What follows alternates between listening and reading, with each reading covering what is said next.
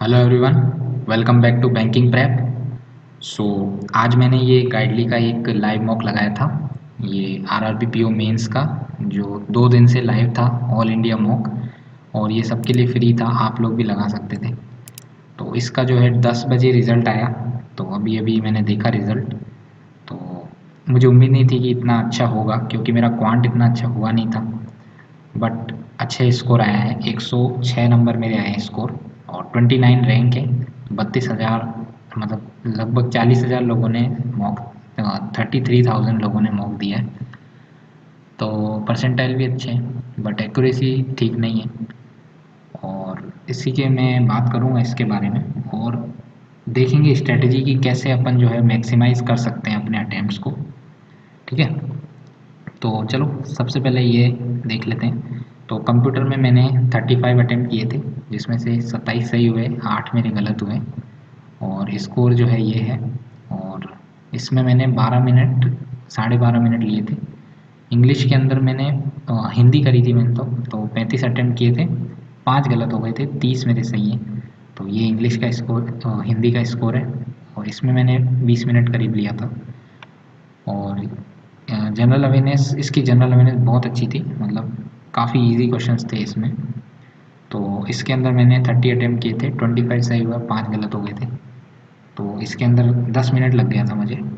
और क्वांट जो है थोड़ा सा मेरा सही नहीं हुआ इसमें, लास्ट में मैं आया था क्वांट में। तो उसके बारे में बात करेंगे कि कैसे क्या हुआ था इसमें। बाकी रीजनिंग ठीक था, 26-27 नंबर। और इसके बारे में बात करते हैं। तो 1 मिनट,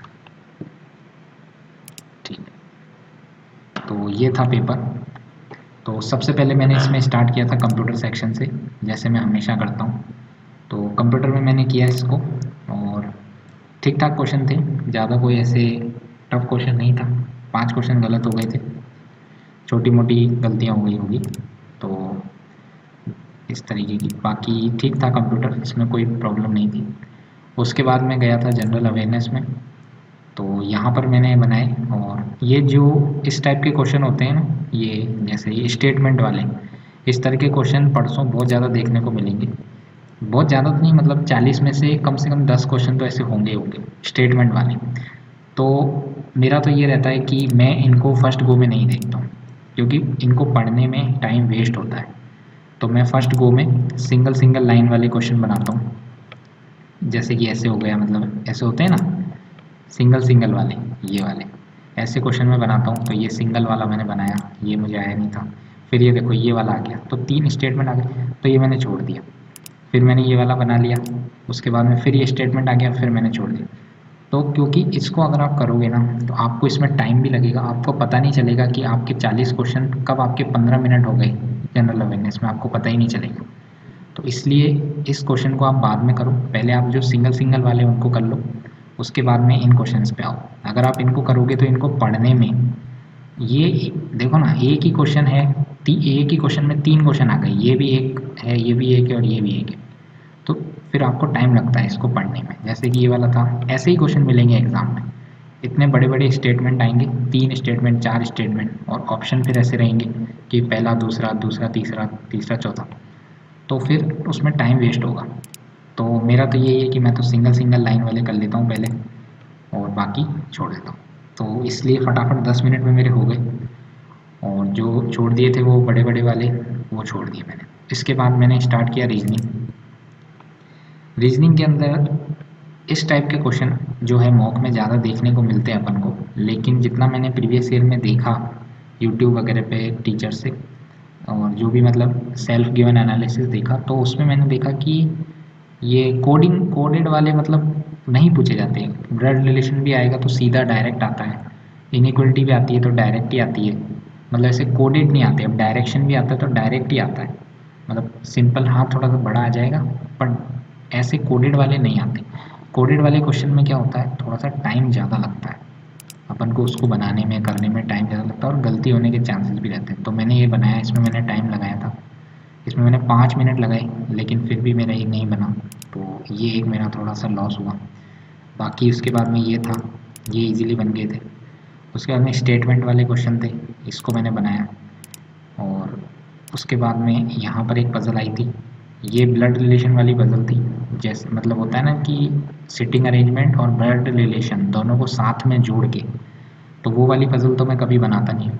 और इस तरह की पज़ल एग्ज़ाम में बहुत रेयर, मतलब आरआरबी के एग्ज़ाम में तो बहुत रेयर आती है कि ब्लड रिलेशन को सिटिंग अरेंजमेंट के साथ डाल दिया, क्योंकि ये पज़ल थोड़ी सी जो है वो ट्रिकी हो जाती है, मतलब थोड़ी सी लेंदी भी हो जाती है और ट्रिकी हो जाती है, क्योंकि दो चीज़ें करना पड़ता है, तो मैं तो इसको करता ही नहीं।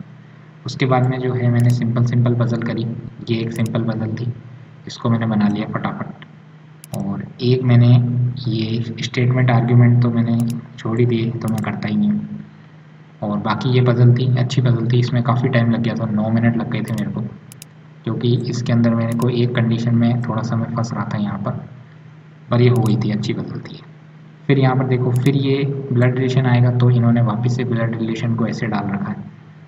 तो एग्ज़ाम में कोडेड वाली चीज़ें इतनी ज़्यादा पूछी नहीं जाती हैं। हाँ, इस तरह के क्वेश्चन देखने को मिल जाएंगे, लेकिन कोडेड वाली चीज़ें मुश्किल है, तो उससे अपन का टाइम बच जाएगा। इसलिए आपने देखा होगा रिव्यूज़ वगैरह में प्रीवियस ईयर के, तो लोग बाग जो है वो इंग्लिश के वो रीजनिंग के अंदर आराम से 30+ अटेम्प्ट करके आते हैं आउट ऑफ 40, क्योंकि रीजनिंग ईजी आती है, डुएबल आती है, ऐसे कोडेड वोडेड वाली चीज़ें नहीं आती उसमें।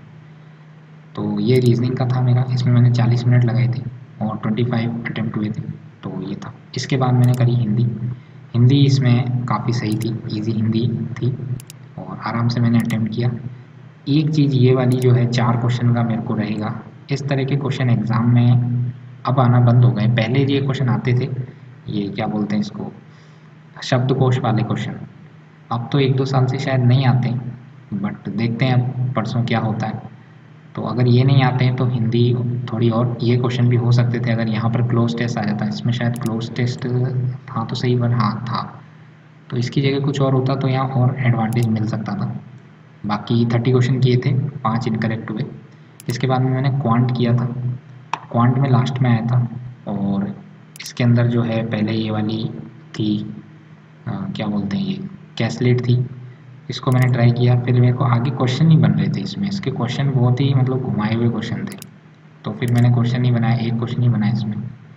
उसके बाद में फिर मैंने ये वाली कैसलेट करी, ये इजी कैसलेट थी, ये बन गई थी 3 मिनट में, बन भी गई थी। इसके 3 क्वेश्चन किए मैंने।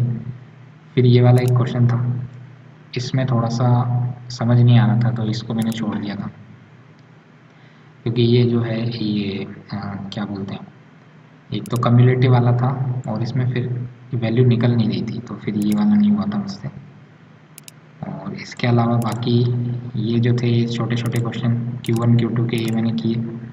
और थोड़े से ये वाले क्वेश्चन थे, ये मैंने किए। उसके बाद में एक और DI थी, ये DI नहीं हो पाई क्योंकि फिर मैंने जो है ये नहीं कर पाया था, टाइम नहीं बचा था। बाकी ये किया था मैंने, ये गलत हो गया। और एक ये किया था, बाकी यहाँ पर 2 गलत हो गए, स्टेटमेंट वाले मैंने लगाए थे। तो ये था ओवरऑल पेपर। तो क्वांट में और अच्छा करना पड़ेगा, देखते हैं क्या होता है परसों। तो ये आप मेरा पेपर था।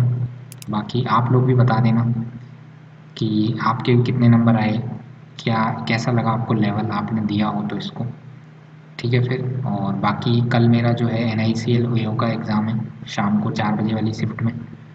तो उसके बाद में परसों फिर RRB PO का मेंस है।